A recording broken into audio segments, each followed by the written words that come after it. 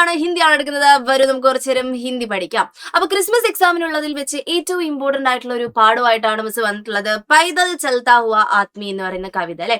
വളരെ വലിയൊരു പൊളിറ്റിക്സ് സംസാരിക്കുന്ന അത്യാവശ്യം രാഷ്ട്രീയം സംസാരിക്കുന്ന ഒരു ഭാഗം തന്നെയായിരുന്നു, ഒരു കവിത തന്നെയായിരുന്നു അവിടെ പൈതൽ ചൽത്താ ഹുവ ആത്മി എന്ന് പറയുന്നത് അല്ലെ. വെറുതെ ഒരു ചെറിയ വിഷയമായിരുന്നു അത് സംസാരിക്കുന്നത് അല്ല, വളരെ വലിയൊരു വിഷയം തന്നെ സംസാരിച്ചിട്ടുണ്ടായിരുന്ന ഒരു കവിതയായിരുന്നു അല്ലെ അത്. അപ്പൊ ആ കവിതയിൽ നിന്നും ഉള്ള ഏറ്റവും ഇമ്പോർട്ടന്റ് ആയിട്ടുള്ള ഒരു ക്വസ്റ്റ്യൻ ആണ് നമ്മൾ ഇന്ന് ഡിസ്കസ് ചെയ്യാൻ പോകുന്നത്. എന്തായിരിക്കും അതിന്റെ ഇമ്പോർട്ടന്റ് ആയിട്ടുള്ള ക്വസ്റ്റ്യൻ? ഒന്നുമില്ല, അതിന്റെ ആശയമായിരിക്കും. ആ ആശയം മക്കൾ നന്നായിട്ട് പഠിച്ചിട്ടുണ്ടെങ്കിൽ എന്തായി, നമുക്ക് ഈ കവിത സെറ്റായി. ഇപ്പൊ ഈ ഒരു പാഠഭാഗത്തിൽ നിങ്ങൾക്ക് SSLC പഠിക്കാനുള്ളതിൽ വെച്ച് ഏറ്റവും എളുപ്പമുള്ള ഒരു കവിത ഏതാ ചോദിച്ചാൽ ഞാൻ പറയും പൈതൽ ചൽത്താ ഹുവ ആത്മിയാണ്. കാരണം എന്താണ്, വെറുതെ വായിച്ചാൽ തന്നെ അതിന്റെ ഉള്ളിൽ എന്താണ് ഉള്ളത് എന്നുള്ളത് നമുക്ക് കത്തും അല്ലെ. ഓക്കെ, എന്താണ് കാൽനടയായി പോകുന്ന മനുഷ്യൻ എന്നുള്ളതാണ് നമ്മുടെ ഈ ഒരു പാഠത്തിന്റെ പേര് അല്ലെ. ഇതാര് എഴുതിയിട്ടുള്ളത്? സ്വപ്നീൽ ശ്രീവാസ്തവ് ആണ്. ഇദ്ദേഹത്തിന്റെ പേര് പഠിച്ചു വെക്കണം, സ്വപ്നീൽ ശ്രീവാസ്തവ്. പഠിക്കാൻ കുറച്ച് ബുദ്ധിമുട്ടാണ്, എന്നാൽ എന്ത് ചെയ്യുക, പറഞ്ഞങ്ങ് പഠിക്കുക. കവിത എവിടൊക്കെ വന്നിട്ടുണ്ടോ അപ്പം കവിയുടെ പേര് നമ്മൾ ഇമ്പോർട്ടന്റ് ആയിട്ട് പഠിച്ചിട്ടുണ്ടാവണം. ഒന്നില്ലെങ്കിൽ ഒരു മാർക്കിന് നമുക്ക് ചോദിക്കും, അല്ലെങ്കിൽ ഈ ആശയം വരുന്ന സമയത്ത് കവിയുടെ പേര് നിർബന്ധമായിട്ടും നിങ്ങൾ എഴുതണം. അപ്പൊ കവിതയെ കുറിച്ച് ഒന്നും അറിയില്ലെങ്കിൽ ഇത് ഈ ഒരു സംഭവം ഉണ്ടല്ലോ, നന്നായിട്ട് പഠിച്ചു വെക്കണം. സ്വപ്നീൽ ശ്രീവാസ്തവ് ഇപ്പൊ തന്നെ അങ്ങ് പഠിച്ചേക്കാം കേട്ടോ. ഓക്കെ, നമ്മുടെ ഈ കവിത തുടങ്ങുമ്പോൾ മക്കൾക്ക് ഒരു പിക്ചർ ഒക്കെ തരുന്നുണ്ട്.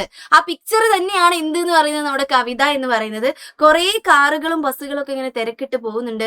സൈഡിൽ കൂടെ കുറെ മനുഷ്യന്മാർ എന്ത് ചെയ്യുന്നുണ്ട്, ജോലിക്ക് പോകുന്നുണ്ട്. ഈ കാറിലിരിക്കുന്ന ഈ ഒരു മനുഷ്യനുണ്ടല്ലോ, അയാളുടെ മുഖത്തേക്ക് ശ്രദ്ധിച്ചൊന്ന് നോക്കിയിട്ടുണ്ടെങ്കിൽ എന്ത് എക്സ്പ്രഷനാണ് അയാൾ ഇടുന്നത്? പുച്ഛഭാവം. ആരെ നോക്കിയിട്ടാ പുച്ഛിക്കുന്നേ? ഈ ഒരു പണിക്ക് പോകുന്ന ആളെ നോക്കിയിട്ട് അല്ലെ. ഇയാളുടെ മുഖത്തേക്ക് ഒന്ന് മക്കൾ നോക്കിക്കേ, നിരാശയാണ് നമ്മൾ കാണുന്നത് അല്ലെ. വളരെയധികം നിസ്സഹായതയും നിരാശയുമാണ് ഇദ്ദേഹത്തിന്റെ മുഖത്തും കാണുന്നത്. ഓക്കെ, നമ്മുടെ ഈ പാഠഭാഗം സംസാരിക്കുന്നുണ്ടായിരുന്നത് ഈ വിഷയത്തിനെ കുറിച്ചിട്ടാണ്. നമ്മൾ വലിയ ആളുകൾ, അമീർ ആദ്മി അല്ലെങ്കിൽ ബഡേ ലോക് എന്ന് വലിയ ആളുകൾ എന്ന് പെടുന്ന ചില ആളുകളെങ്കിലും നമ്മളെ സാധാരണക്കാരായ ജനങ്ങൾ വളരെയധികം മോശമായിട്ട് കാണാറുണ്ട്. അവര് വളരെയധികം പുച്ഛിച്ച് കാണാറുണ്ട് അല്ലെ. ചൂഷണം ചെയ്യപ്പെടേണ്ട ആളുകളാണ് അവര്, നമ്മൾ അടിച്ചമർത്തേണ്ട ആളുകളാണ്. അതേപോലെ തന്നെ അവര് പ്രതികരിക്കത്തില്ല. ഇങ്ങനെയൊക്കെ ഓരോ തോന്നലുകളാണ്. അവരൊക്കെ വളരെ ചെറിയ ആളുകളാണ്, നമ്മളെ പോലെ ഒന്നും അല്ല, നമ്മുടെ അത്ര സ്റ്റാറ്റസ് ഒന്നും ഇല്ല. അങ്ങനെയൊക്കെയുള്ള ഓരോ തോന്നലുകൾ. അതേപോലെ തന്നെ സാധാരണ ജോലി ചെയ്യുന്നത്, ഇപ്പൊ കൂലിപ്പണി ചെയ്യുന്ന അല്ലെങ്കിൽ നമ്മുടെ കൃഷിപ്പണി ചെയ്യുന്ന, അങ്ങനെ ഇപ്പൊ ചെരുപ്പ് കുത്തുന്ന പണി ചെയ്യുന്ന, അങ്ങനെ സാധാരണ ജോലികൾ ചെയ്യുന്ന ആളുകളെ പലപ്പോഴും ഈ വലിയ ആളുകൾ എന്ന് പറയുന്ന ആളുകൾ എങ്ങനെയാ കാണാറ്?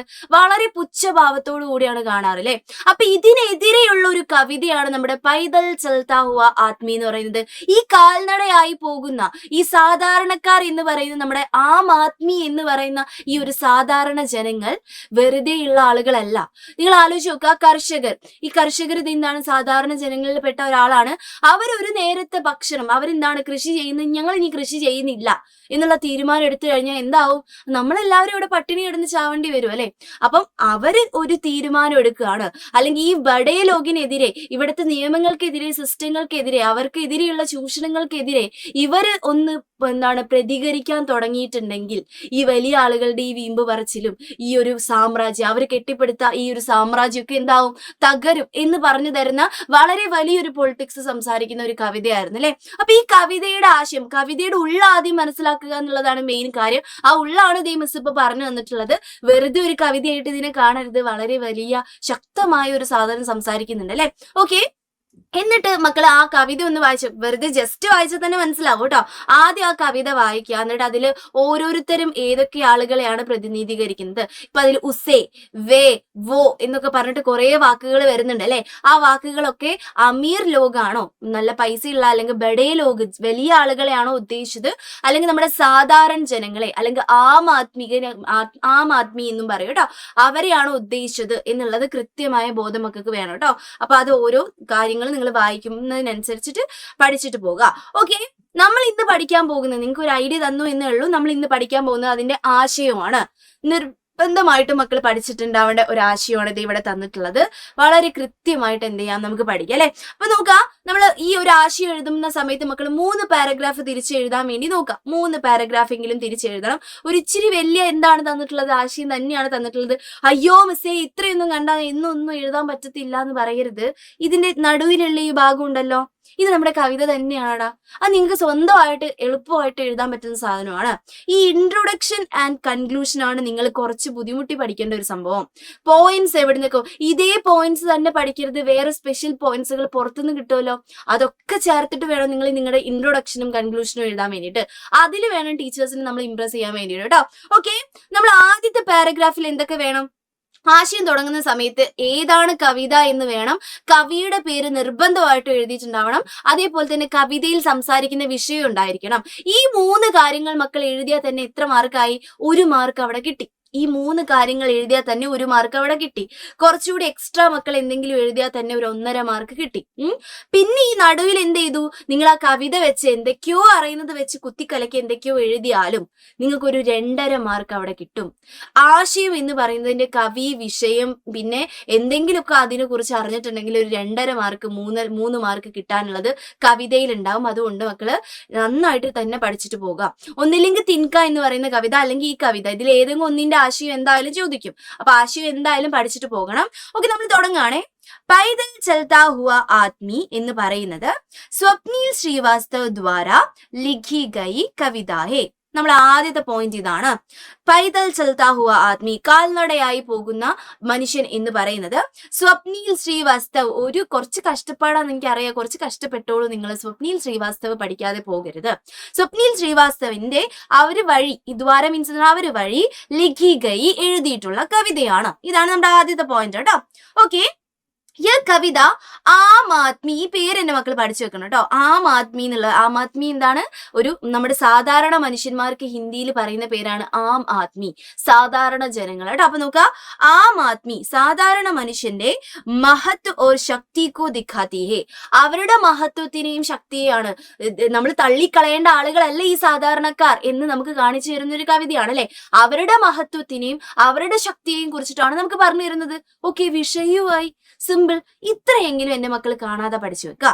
എന്ന് നമ്മൾ പറയാണ്, കവി ബത്താത്ത ഹേക്ക്, കവി പറയുന്നത് എന്തെന്നാൽ ബാഹർ സെ, പുറത്തു നിന്നും, ബാഹർ സെ എന്നാണ് പുറത്തു നിന്നും, കംസോർ ഓർ സാധാരണ ദിക്കായി ദേനെ വാല ആദ്മി വാസ്തവ് മേ സമാജ് കി റീഡ് ഹോത്താ ഹേ. മക്കൾ ഇത് പഠിച്ചു വെക്കാൻ ശ്രമിക്കുക. ബാഹർ പുറത്തു നിന്നും നമ്മൾ വീക്കാണ് എന്ന് തോന്നുന്ന, അല്ലെങ്കിൽ സാധാരണ ആണെന്ന്, ദിക്കായി ദേനെ വാല കാണപ്പെടുന്ന, ആദ്മി മനുഷ്യൻ എന്ന് പറയുന്നത്, വാസ്തവമേ, വാസ്തവമേ എന്നാണ് ഒറിജിനലി അല്ലെങ്കിൽ ശരിക്കും എന്താണെന്ന് പറയുന്നത്, സമാജിക്ക് നമ്മുടെ സമൂഹത്തിന്റെ എന്താന്ന് പറയുന്നത്, റീഡ് ആണ്. റീഡ് മീൻസ് എന്താണ്? നട്ടെല്ല്. ആ വാക്ക് പഠിച്ചു വെക്ക് കേട്ടോ. ശരിക്കും ഇങ്ങനെയുള്ള സാധാരണക്കാർ എന്താണ്? നമ്മുടെ സമൂഹത്തിന്റെ റീഡ് ആണ്. റീഡ് മീൻസ് എന്താണ്? നട്ടെല്ല് എന്നുള്ള അർത്ഥം കേട്ടോ, നട്ടെല്ല്. ഓക്കെ, ഇത് ഞാൻ ഇങ്ങനെ പറഞ്ഞു തരാൻ കാരണം ഈ ഇൻട്രൊഡക്ഷൻ എങ്കിലും നമ്മുടെ ഫസ്റ്റ് പാരഗ്രാഫ് നിങ്ങൾ തകർത്ത് എഴുതിയിട്ടുണ്ടാവണം. ഇത് വായിച്ചു നോക്കുമ്പോൾ തന്നെ ആ കുട്ടിക്ക് ഒരു ബോധമുണ്ട്, വിവരമുണ്ട് എന്ന് നമുക്ക് മനസ്സിലാക്കി കൊടുക്കണം ടീച്ചർക്ക്. അപ്പൊ അതിനനുസരിച്ച് ഇൻട്രൊഡക്ഷൻ എഴുതി വെച്ചു. പിന്നെ അങ്ങോട്ട് നമ്മുടെ സാഹിത്യം, നമ്മുടെ അങ്ങോട്ട് എഴുത്താണ്. കവിത എന്താണോ ആ കവിത അങ്ങ് എഴുതി വെക്കാം. ആ പരിപാടിയാണ് കേട്ടോ. നോക്കാം, മിസ് ഇവിടെ എഴുതിയിട്ടുണ്ട്, നമുക്ക് വായിച്ചിട്ട് പോവാം. കവി कहता है कि के अल्लाह कवി कहता है കേട്ടോ. കവി कहता है कि, കവി എന്താ പറയുന്നതെന്ന് വെച്ചാൽ, സड़क पर कारों के बीच एक साधारण आदमी बहुत निरीह दिखता है. കവിത തന്നെയാണേ മക്കൾ. കവിത നോക്കിയാൽ നിങ്ങൾക്ക് മനസ്സിലാവും. കവിത നോക്കിക്കൊണ്ട് നമ്മുടെ ഈ ക്ലാസ് കേട്ടിട്ടുണ്ടെങ്കിൽ നമുക്ക് മനസ്സിലാവും, ആ ഇത് തന്നെയാണല്ലോ എന്നുള്ളത് കേട്ടോ. വേറെ വ്യത്യാസമൊന്നും ഇല്ല. നോക്കുക, സड़क पर നമ്മുടെ റോഡില്, കാറും കെ ബീച്ച് ഈ കാറുകളുടെ നടുവില്, एक സാധാരണ ആദ്മി ഒരു സാധാരണ ആദ്മി ഉണ്ട്. ആ ആദ്മീനെ എങ്ങനെയാ നമ്മൾ കാണുന്നത്? ബഹുത് നിരീഹ് ദിഖ്താ ഹെ ഒരുപാട് നിസ്സഹായനായിട്ട് അല്ലെങ്കിൽ നിരാശനായിട്ട്. നിരീഹ് മീൻസ് നിസ്സഹായൻ, നിരാശൻ എന്നുള്ള അർത്ഥം കേട്ടോ. നിരാശനായിട്ട് കാണപ്പെടുന്നു. എന്നിട്ടോ കാറോമേ ബേട്ടെ ബഡേ ലോഗ് ഈ കാറിൽ ഇരിക്കുന്ന വലിയ ആളുകൾ എന്ന് പറയപ്പെടുന്ന ബഡേ ലോഗ് എന്ന് പറയുന്ന ആളുകൾ ഉസേ ഹിക്കാരത്ത് ബറി നസറോ സേ ദേഖ്തേ ഹേ. ഹിക്കാരത്ത് ഇങ്ങനെ കുറച്ച് വാക്കുകൾ പഠിച്ചു വെക്കണം കേട്ടോ മക്കള്. ഹിക്കാരത്ത് മീൻസ് എന്താണ്? പുച്ഛം. പുച്ഛം നിറഞ്ഞ ആ ഒരു നസറോ സേ കണ്ണുകളാൽ എന്ത് ചെയ്യാണ്? ദേഖ്തേ ഹേ നോക്കുകയാണെന്ന് പറയാണ്. ജैसे वह किसी दूसरी दुनिया का इंसान हो. എങ്ങനെയാണ് നോക്കുന്നത്? പുച്ഛം, ഭയങ്കര പുച്ഛാണ്, അൾട്ടിമേറ്റ് പുച്ഛാണ് മുഖത്തുള്ളത്. എങ്ങനെയാണ്? വേറെ ഏതോ സ്ഥലത്ത് നിന്ന് ഏലിയനൊക്കെ വന്ന മാതിരി അശ്യോ എന്നൊക്കെ പറഞ്ഞിട്ടാണ് നോക്കുന്നത് ഈ സാധാരണക്കാരായ ആളുകളെ. അവരെന്തോ വലിയ ആളാണെന്ന് ഈ ബഡേ ലോകിന്റെ വിചാരം അല്ലെ. എല്ലാരും നമ്മൾ ജനറലൈസ് ചെയ്യരുത്. കുറച്ച് ആൾക്കാരെങ്കിലും അങ്ങനെയുണ്ട്, ഓ ഇവരൊക്കെ ചെറിയ ആൾക്കാർ, ഞാൻ ഭയങ്കര വലിയ ആളാണ്, അങ്ങനെ തോന്നുന്ന കുറച്ച് ആൾക്കാരെങ്കിലും ഉണ്ട് അല്ലെ. അപ്പൊ ഇവര് ഹിക്കാരത്ത് വളരെ പുച്ഛഭാവത്തോടെ നോക്കാണ്. എങ്ങനെ നോക്കാം, വ കിസി ആ ഒരു ആത്മി ഉണ്ടല്ലോ, കടന്നു പോകുന്ന ആ ആത്മി, ദൂസരി ദുനിയ വേറെ ഏതോ ഒരു വേൾഡിൽ നിന്നും വന്നിട്ടുള്ള ഇൻസാൻ മനുഷ്യൻ എന്ന പോലെയാണ് ഇങ്ങനെ നോക്കുന്നത് പുച്ഛത്തോടെ. സാധാരണ മനുഷ്യന്മാരായിട്ട് പോലും അവരെ കൺസിഡർ ചെയ്യുന്നില്ല എന്നാണ് പറയുന്നത് കേട്ടോ. ലേക്കിൻ പക്ഷേ ബഡേ ആദ്മിക്കു യഹ് നഹീ ജാൻതെ, പക്ഷെ ആ ഒരു വലിയ പുച്ഛിക്കുന്ന ആ വലിയ മനുഷ്യനുണ്ടല്ലോ, ആ വലിയ മനുഷ്യന് അറിയാത്ത ഒരു കാര്യമുണ്ട്. നോക്കാം, ബഡേ ആദ്മിക്കു യഹ് നഹീ ജാൻതെ ഹേ കി, അവർക്ക് അറിയാത്ത ഒരു കാര്യമുണ്ട്. എന്താണ്? ഉൻകെ ചെഹരെ പർ ജോ ഖുഷി, അതായത് നമ്മുടെ ആ വലിയ ആളുകളുടെ ആ ചെഹര, മുഖത്തുള്ള ഖുഷി ഉണ്ടല്ലോ, ഖുഷി മീൻസ് എന്താണ്? സന്തോഷം. നമ്മുടെ ടെക്സ്റ്റ് ബുക്കിൽ അതിന് റൗനക് എന്ന് പറയുന്നുണ്ട്. റൗനക് മീൻസ് എന്താണ്? തിളക്കം. നമ്മുടെ വലിയ ആളുകളുടെ മുഖത്തുണ്ടാകുന്ന ആ സന്തോഷവും ആ തിളക്കവും ഉണ്ടല്ലോ, അത് ആര് വഴിയെ കിട്ടുന്നത്? വ ഉസ് ആത്മീ കി മെഹനത് കെ കാരണേ, അതായത് ആ നടന്നു പോകുന്ന ആ മനുഷ്യനുണ്ടല്ലോ, ആ നടന്നു പോകുന്ന ആ സാധാരണക്കാരനായ ആ മനുഷ്യന്റെ മെഹനത്ത് കൊണ്ട്, ഹാർഡ് വർക്ക് കൊണ്ട് നടക്കുന്ന സംഭവമാണ്. ആ മനുഷ്യൻ കഷ്ടപ്പെടുന്നോണ്ടാ നിങ്ങളൊക്കെ ഇത്ര നന്നായിട്ട് ജീവിക്കുന്നത് എന്നുള്ള കാര്യം ആലോചിക്കണം എന്നാണ് കവി പറയുന്നത് കേട്ടോ. ഓക്കെ, ഒരു കവി കവിതായേക്ക് കവി പറയുന്നത് എന്തെന്നാൽ, ഇത് ഇടക്കിടയ്ക്ക് ചേർത്ത് കൊടുക്കട്ടെ നമുക്ക്. കവി പറയുന്നത് എന്തെന്നാൽ, കവി കവിതായേക്ക് ഇടക്കിടയ്ക്ക് പുട്ടിന് തേങ്ങ പോലെ നമുക്ക് ഇട്ട് കൊടുക്കാം. കവി ഇതാണ് പറയുന്നത് എന്നുള്ള പോലെ കേട്ടോ. ഓക്കെ, കവി കവിതായേക്ക് അഗർ ആം ആദ്മി, സാധാരണക്കാരായ ജനങ്ങൾ, ആം ആദ്മി എന്നുള്ള പേര് പഠിച്ചു വെക്കണം കേട്ടോ മക്കള്. ആം ആദ്മി സാധാരണക്കാരായുള്ള ആ മനുഷ്യൻ അനാജ് ഉഗാന ബന്ദ് കരുതേ, അനാജ് വെച്ച ധാന്യമാണ്, വിളവാണ്. ഈ വിളവ് ഉണ്ടാക്കുന്നത്, അതായത് നമ്മൾ ധാന്യങ്ങൾ ഉണ്ടാക്കുന്നത്, നമ്മുടെ കൃഷി ചെയ്യുന്നത്, അതാണ് ഉദ്ദേശിച്ചത് കേട്ടോ. ബന്ദ് കരുതേ, നിർത്തിയിട്ടുണ്ടെങ്കിൽ, तो बड़े लोग भूखे मर जाएंगे, ഈ വലിയ ആളുകള് ഭൂഖേ മർ ജായേഗെ, വിശന്ന് മരിക്കും എന്ന് പറയാണ്. ഇവർ വിചാരിക്കുകയാണ്, ഞങ്ങൾ ഇനി കൃഷി ചെയ്യുന്നില്ല, ഞങ്ങൾക്ക് ആനുകൂല്യങ്ങളൊന്നും കിട്ടുന്നില്ല, ഞങ്ങൾക്ക് എന്താണ് നീതി വേണം എന്ന് പറഞ്ഞ് പ്രതികരിക്കാൻ തയ്യാറാവാണ്. കുറച്ചു കാലം നമ്മൾ കണ്ടതാണല്ലേ, കുറച്ചു മുമ്പ് വരെ നമ്മുടെ കർഷക സമരത്തിലൊക്കെ നമ്മൾ കണ്ടിട്ടുള്ളതാണിത്. അതായത് അവര് ഇത് അനാജുഗാന, ഈ വിളവൊന്നും എന്ത് ചെയ്യുന്നില്ല, ഇതാക്കുന്നില്ല, ഞങ്ങൾ ഉണ്ടാക്കുന്നില്ല എന്നുള്ള തീരുമാനിച്ച് നമ്മളൊക്കെ പട്ടിണി കിടന്ന് മരിച്ചു പോകും. പ്രത്യേകിച്ച് ഈ ബഡേ ലോക് പോലും എന്തായി പോകുന്ന പറയുന്നത്, ഭൂഖേ മർ ജായേഗെ അല്ലെ, അവര് പോലും വിശന്ന് മരിച്ചു പോകുന്ന പറയാണ്. അഗർ വഹ് മക്കാൻ ന ബനായെ, അവര് കെട്ടിടങ്ങൾ ഉണ്ടാക്കിയിട്ടില്ലെങ്കിൽ, നമ്മളിപ്പോ ഇങ്ങനെ പറയില്ലേ, അയ്യേ ബംഗാളികൾ നമ്മളിപ്പോ അങ്ങനെ പറയാറുണ്ട്. എടാ, ബംഗാളിൽ നിന്ന് വന്ന ആൾക്കാരെയാണ് നമ്മൾ ബംഗാളികൾ എന്ന് പറയാ, അല്ലാത്ത എല്ലാ ഹിന്ദിക്കാരെയും നമ്മൾ മലയാളികൾ എന്താ വിളിക്കുക? ബംഗാളികൾ എന്ന്. അത് എവിടുത്തെ പരിപാടിയാ? ഓക്കെ, നമ്മൾ പറയല്ലേ, ഈ ഹിന്ദിക്കാരെ കാണുന്ന സമയത്ത് ചില ആളുകൾക്കെങ്കിലും ഒരു പുച്ഛവും കാര്യങ്ങളൊക്കെ നമ്മൾ കാണാറുണ്ട് അല്ലെ. പക്ഷെ നിങ്ങൾ ആലോചിക്കേണ്ട ഒരു കാര്യമുണ്ട്, എന്താണ്? അവരിവിടെ വന്ന് കെട്ടിടങ്ങളൊക്കെ നിർമ്മിക്കുന്നോണ്ടാണ് നമുക്ക് കുറെ വികസനങ്ങളൊക്കെ ഉണ്ടാവുന്നത് അല്ലെ. അപ്പം അഗർ വഹ് മക്കാൻ ന ബനായെ, ഈ സാധാരണക്കാരായ ജനങ്ങൾ മക്കാൻ, കെട്ടിടങ്ങൾ ഉണ്ടാക്കിയിട്ടില്ലെങ്കിൽ, तो उनके पास सिर छिपाने की जगह भी नहीं होगी, ഈ ബഡേ ലോക് വലിയ ആളുകൾക്ക് സിർ ചിപ്പാന, തല ചായ്ക്കാനുള്ള ജഗ, ഇടം പോലും കിട്ടില്ല എന്നാണ് പറയുന്നത്.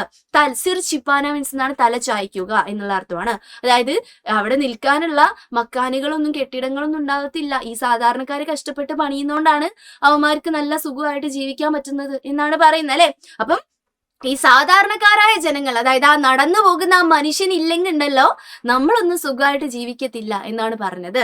ഓക്കെ, ഇതാണ് എന്താണ് നമ്മുടെ കവിത അല്ലെ. ഇത് ലാസ്റ്റിലോട്ട് പറയുന്നുണ്ട്, പൈദൽ ചൽത്താ ആദ്മി ബാഹർ സെ കംസോർ ദിഖ്താ ഹെ, ഈ ഒരു നടന്നു പോകുന്ന കാൽനടയായി പോകുന്ന ഈ മനുഷ്യൻ ബാഹർ സെ, പുറത്തു നിന്നും, കംസോർ, വീക്കായിട്ടാണ് നമുക്ക് കാണുന്നത്.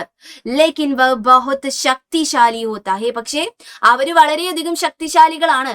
അവര് കൃഷി ചെയ്യുന്നില്ല എന്ന് തീരുമാനിച്ചാൽ നമ്മൾ പട്ടിണിയാവും. അവര് മക്കാൻ ഉണ്ടാക്കുന്നില്ല, കെട്ടിടം ഉണ്ടാക്കുന്നില്ല എന്നുള്ള തീരുമാനിച്ചിട്ടുണ്ടെങ്കിൽ നമുക്ക് ബുദ്ധിമുട്ടാവും. അപ്പൊ അവര് വളരെ ശക്തിശാലികളാണ് എന്നാണ് നമ്മളോട് പറയുന്നത് അല്ലെ.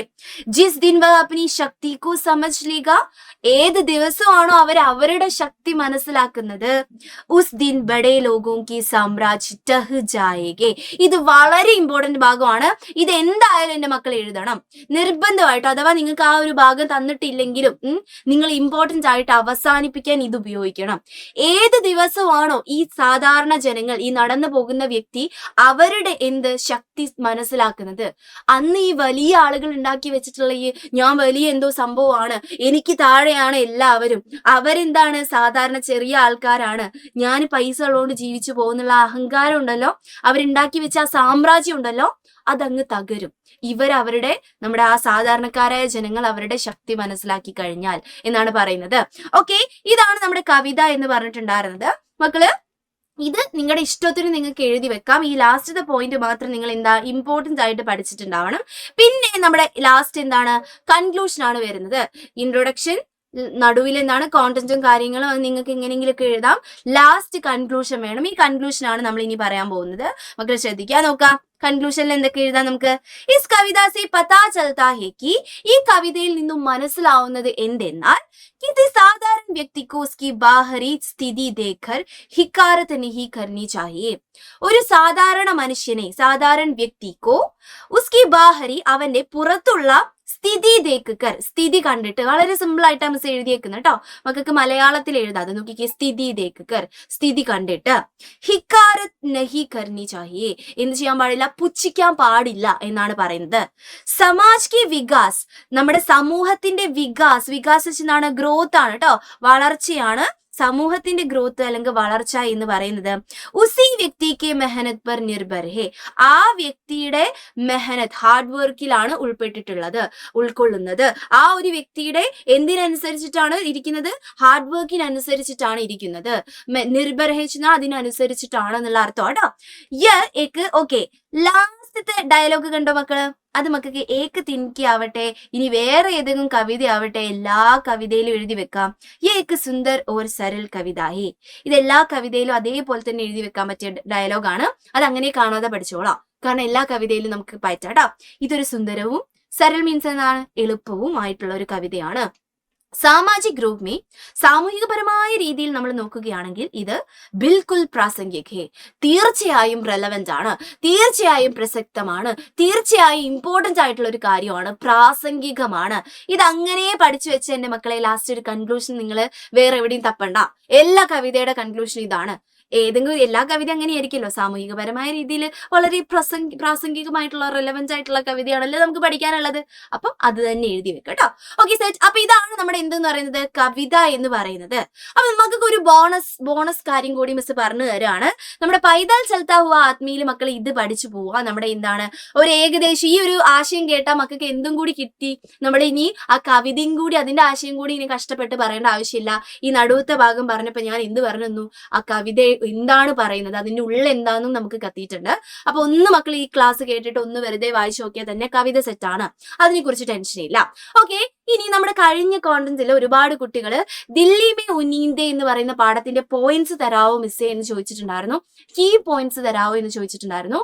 കീ പോയിന്റ്സ് പഠിച്ചാൽ എഴുതാൻ പറ്റുന്ന എക്സാമിനൊക്കെ മിസ് എന്ത് തരും? കീ പോയിന്റ്സ് തരും.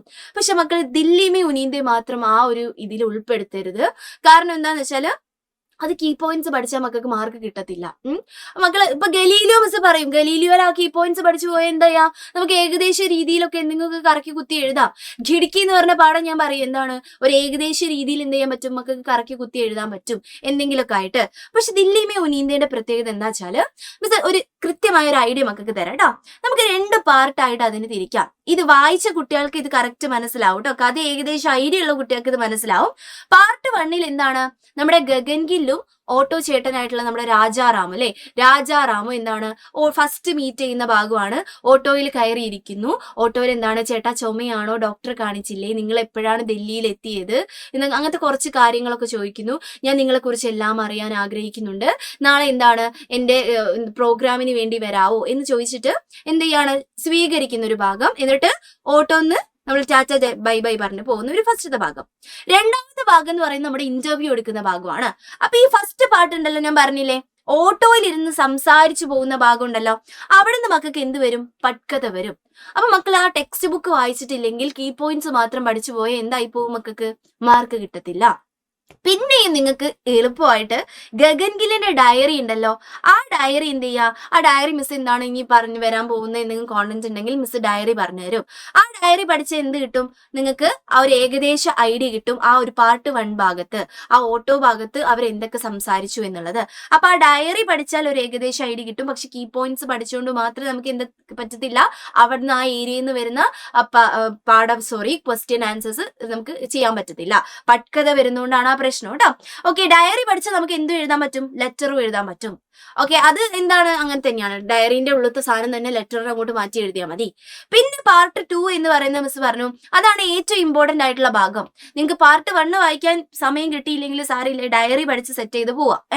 പക്ഷെ പാർട്ട് 2 ഇമ്പോർട്ടന്റ് ആണ്. കാരണം എന്താണ്, അതാണ് രാജാറാം എന്ന് പറയുന്ന വ്യക്തിയെ കുറിച്ച് നമ്മൾ മനസ്സിലാക്കുന്ന ഭാഗം. അവിടെ നിന്നും മക്കൾക്ക് ഏത് ക്വസ്റ്റ്യൻ വരാം, ഇതിൽ കണ്ട ക്വസ്റ്റ്യൻസ് ഉണ്ടല്ലോ, ഈ ക്വസ്റ്റ്യൻസ് ആണ് വരാൻ സാധ്യത. നമുക്ക് ആ ഒരു പാഠഭാഗത്ത് നിന്ന് ഇത്ര ക്വസ്റ്റ്യൻസ് ആണ് വരാനുള്ളത് കേട്ടോ. അപ്പൊ അത് എന്തായാലും പഠിച്ചിട്ട് പോകണം. നോക്കുക, ഗഗൻ ഗില്ല്, ഗഗൻ ഗില്ലിന്റെ ഡയറിയോ ലെറ്ററോ വരും. എങ്ങനെ വരും? അതായത് ഇന്ന് ഞാൻ രാജാറാം എന്ന് പറഞ്ഞ ഒരു വ്യക്തിയെ പരിചയപ്പെട്ടു എന്ന് പറഞ്ഞിട്ട് അന്ന് രാത്രി ഗഗൻ ഗില്ല് എഴുതുന്ന ഡയറി. ആ സാധനം തന്നെയായിരിക്കും എന്താണ്, ഗഗൻ ഗില്ല് ഫ്രണ്ടിന് ഒരു കത്ത് എഴുതുകയാണെങ്കിൽ ഞാൻ രാജാറാം എന്ന് പറയുന്ന ഒരു വ്യക്തിയെ പരിചയപ്പെട്ടു എന്ന് പറഞ്ഞിട്ട് രാജാറാമിനെ കുറിച്ചിട്ടായിരിക്കും എഴുതാനുണ്ടാവുക. പിന്നെ നമുക്ക് വരാൻ പോകുന്ന സാധനം കണ്ട മക്കള്, രാജാറാമിന്റെ എന്ത്, ക്യാരക്ടർ സ്കെച്ച്, ചരിത്രഗത ടിപ്പണി. അതും എന്താണ്, നമുക്ക് സമയം കിട്ടുമ്പോൾ പറയാം. നോക്കുക എന്താണ്, അത് എന്തായാലും എന്റെ മക്കൾ പഠിച്ചിട്ട് പോകണം.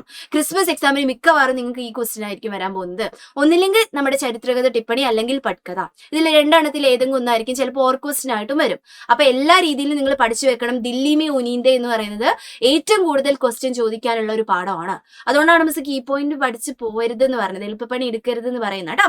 അപ്പൊ നോക്ക് മക്കള്, പിന്നെ പട്കഥ, ആ ഇന്റർവ്യൂയുടെ ഭാഗമില്ലേ, നിങ്ങളുടെ പേരെന്താണ്, നിങ്ങൾ എന്താണ്, ദില്ലിയിൽ എപ്പോൾ എത്തി, നിങ്ങളുടെ വീടിന് എന്ത് പറ്റി, ആ ഉന്നാവ് എന്ന് പറഞ്ഞ ഗ്രാമത്തിൽ നിന്ന് എന്ത് പറ്റി എന്നൊക്കെ ചോദിക്കുന്നില്ലേ, ആ ഭാഗമൊക്കെ പട്കഥ 2 ആണ്. ആ പട്കഥ 2 ഇതിനു മുമ്പ് മിസ് ഡിസ്കസ് ചെയ്തിട്ടുണ്ട്. അത് കാണാത്തവർ എന്ത് ചെയ്യാ, പോയി കാണാം. അപ്പൊ തന്നെ നമുക്ക് എന്താണ് ഏകദേശം ഐഡിയ കിട്ടും. മെയിൻ ആയിട്ട് നിങ്ങൾ എന്താണ്, രാജാറാമിനെ കുറിച്ച് കുറച്ച് പോയിന്റ്സ് പഠിച്ചു വെക്കുക എന്നുള്ളതാണ് മെയിൻ ആയിട്ടുള്ള കാര്യം. ഇതിപ്പോ ഒന്നും കിട്ടിയില്ല, നിങ്ങൾക്ക് ഒന്നും എഴുതാൻ പറ്റിയില്ല, ഡയറിയോ ലെറ്ററോ എന്തെങ്കിലും ഒന്ന് ചോദിച്ചാൽ തള്ളി മറയ്ക്കാൻ വേണ്ടി രാജാറാമിന്റെ പോയിന്റ് മതി. കാരണം എന്താണ്, ഗഗൻഗിലിന്റെ ഡയറിനെ ആയിരിക്കും ചോദിക്കാൻ സാധ്യത ഉള്ളത്. ഗഗൻഗില് രാജാറാം എന്ന് പറഞ്ഞ വ്യക്തിയെ കുറിച്ചിട്ട് മൊത്തം അങ്ങ് എഴുതി വെക്കുക. ഇങ്ങനെയാണ് അയാൾ, അങ്ങനെയാണ് ഇങ്ങനെ, പിന്നെ ഞാൻ ഇങ്ങനെ കണ്ടു എന്നൊക്കെ പറഞ്ഞിട്ട് അങ്ങ് എഴുതി വെക്കുക. ഇതാണ് നമ്മുടെ പരിപാടി കേട്ടോ. അപ്പൊ ദില്ലി മേ ഉനീന്ദേ എന്ന് പറയുന്ന പാഠം മക്കൾ കീ പോയിന്റ്സ് മാത്രം പഠിച്ച് വിടരുത്. എന്തൊക്കെ പഠിക്കണം, കാര്യമായിട്ട് ഇരുന്ന് പഠിക്കേണ്ട പാഠമാണിത്. അതുകൊണ്ടാണ് മിസ് എന്താണ് കീ പോയിന്റ്സ് ആയിട്ട് തരാത്തത്. ഇനിയിപ്പോ നമ്മുടെ എക്സാമിന്റെ സമയത്ത് ഒട്ടും പഠിക്കാൻ വകയില്ലാത്ത, അതായത് ഒന്നും ചെയ്യാൻ പറ്റുന്നില്ല എന്നുള്ള അവസ്ഥയായിട്ടുണ്ടെങ്കിൽ എന്ത് ചെയ്യാം, മിസ് ചെറുതായിട്ട്, അതായത് ഒരുപാട് മാർക്ക് കിട്ടാനുള്ളതല്ല, വളരെ ചെറിയ മാർക്കിന് മാത്രമുള്ള എന്തെങ്കിലുമൊക്കെ എന്താണ് പോയിന്റ് ആയിട്ട് നമുക്ക് ഷോർട്ടോ അങ്ങനെ എന്തെങ്കിലും കാര്യങ്ങൾ നമുക്ക് ചെയ്യാൻ, മക്കൾ പേടിക്കണ്ട. അപ്പൊ എന്ത് ചെയ്യണം, മക്കൾ പഠിച്ചിട്ട് പോകണം. ഈ പാഠം നന്നായിട്ട് പഠിക്കണം. ദയവ് ചെയ്ത് ഈ കീ പോയിന്റ്സ് മാത്രം പഠിച്ച് എന്ത് ചെയ്ത് സ്കിപ്പ് ചെയ്യരുത്. അതുകൊണ്ടാണ് ഞാൻ ഈ ഒരു കോണ്ടന്റിൽ തന്നെ ഇത് ഉൾപ്പെടുത്തിയിട്ടുള്ളത് കേട്ടോ. മക്കൾ അതിനനുസരിച്ചിട്ട് എന്ത് ചെയ്യണം, പഠിച്ചിട്ട് പോകണം. മക്കൾക്ക് എല്ലാ കാര്യങ്ങളും നമ്മൾ തരും കേട്ടോ. നമ്മുടെ മെഗാ മാരത്തോണും എന്ത് ചെയ്യുക, നന്നായിട്ട് കാണുക, നന്നായിട്ട് പഠിക്കുക. നമുക്ക് എന്ത് ചെയ്യാണ്, റിസ്ക് എടുക്കാനുള്ള സമയമൊന്നുമില്ല. ഹിന്ദിയിൽ എന്താണ്, കുറച്ച് എന്തെങ്കിലും പഠിച്ചാൽ മതിയടാ, കുറച്ച് പോയിന്റ്സ് അങ്ങ് പഠിച്ചു വെച്ചാൽ തന്നെ എന്ത് ചെയ്യാം, നമുക്ക് നന്നായിട്ട് എഴുതാൻ പറ്റുന്ന ഒരു എക്സാം ആണ്. വലിയ ടെൻഷനും കാര്യങ്ങളൊന്നും ഇല്ല കേട്ടോ. പിന്നെ വളരെ ഇമ്പോർട്ടന്റ് ആയിട്ട്, ഹിന്ദി ഒട്ടും അറിയില്ല എന്നുള്ള മക്കളില്ലേ, അതായത് വളരെ ബുദ്ധിമുട്ടാണ് എന്നുള്ള മക്കള് ചെയ്യേണ്ട കാര്യങ്ങൾ, നിർബന്ധമായിട്ടും എഴുതേണ്ട, പഠിക്കേണ്ടത്, ഇപ്പോഴേ പഠിച്ചു തുടങ്ങേണ്ട കുറച്ച് ഫോർമാറ്റ് മിസ് പറയാം. പത്ര അല്ലെ, ലെറ്ററിന്റെ ഫോർമാറ്റ് പഠിക്കണം, ഡയറിയുടെ ഫോർമാറ്റ് പഠിക്കണം, പട്കഥയുടെ ഫോർമാറ്റ് പഠിക്കണം, പിന്നെന്താണ് പോസ്റ്ററിന്റെ ഫോർമാറ്റ് പഠിക്കണം. പിന്നെ ഒന്നും എന്നാണ് മിസ് വിചാരിക്കുന്നത്. ഇത്രയും ഫോർമാറ്റുകൾ നിർബന്ധമായിട്ടും പഠിക്കണം. എന്തെങ്കിലും വന്ന ഈ ഫോർമാറ്റും പിന്നെ നടുവിൽ എന്തെങ്കിലും എഴുതി വെച്ച് നമുക്ക് രക്ഷപ്പെടാൻ കഴിയും. അപ്പൊ നമുക്കൊരു എന്താണ്, ഒരു 20 മാർക്കെങ്കിലും നേടാനുള്ളത് ഈ ഫോർമാറ്റ് വഴി കിട്ടും. ഓക്കെ അല്ലേ? അപ്പൊ ഒന്നും അറിയാത്ത മക്കൾ ഇതും പഠിച്ചിട്ട് പോകണം. ഓക്കെ, അപ്പൊ ക്രിസ്മസ് എക്സാം നിങ്ങൾ എന്ത് ചെയ്യണം, വളരെ ആത്മാർത്ഥമായിട്ട് പഠിക്കുക. കാരണം എന്താണ്, നിങ്ങൾ ഒന്നും പഠിക്കാതെ പോയി കഴിഞ്ഞിട്ടുണ്ടെങ്കിൽ നിങ്ങൾക്ക് കോൺഫിഡൻസ് ലെവൽ കുറയും. കാരണം പബ്ലിക് എക്സാം എഴുതാനുള്ള കോൺഫിഡൻസ് അങ്ങ് നഷ്ടപ്പെട്ടു പോകും. ഇപ്പൊ നല്ല കാര്യമായിട്ട് എന്ത് ചെയ്യുക, കഷ്ടപ്പെട്ടിരുന്ന് പഠിക്കുക. പഠിച്ചിട്ട് ഒരു ഏകദേശം ഞാൻ പഠിച്ചിട്ടുണ്ടാക്കിയിട്ടുണ്ട് എന്നുള്ള ആ ഒരു കോൺഫിഡൻസോട് കൂടി എന്താണ് എഴുതാൻ വേണ്ടി ശ്രമിക്കുക കേട്ടോ. അപ്പൊ നന്നായിട്ട് എന്റെ മക്കൾ എന്ത് ചെയ്യുക, എക്സാം എഴുതുന്നത് കുറച്ച് ലോങ് ആയിട്ടുള്ള വീഡിയോ എന്നറിയാം. അപ്പൊ നന്നായിട്ട് എക്സാം എഴുതാം. ഓൾ ദ ബെസ്റ്റ് കേട്ടോ. നമ്മുടെ ക്രിസ്മസ് എക്സാം പൊളിച്ചെടുക്കുക കേട്ടോ. Bye bye.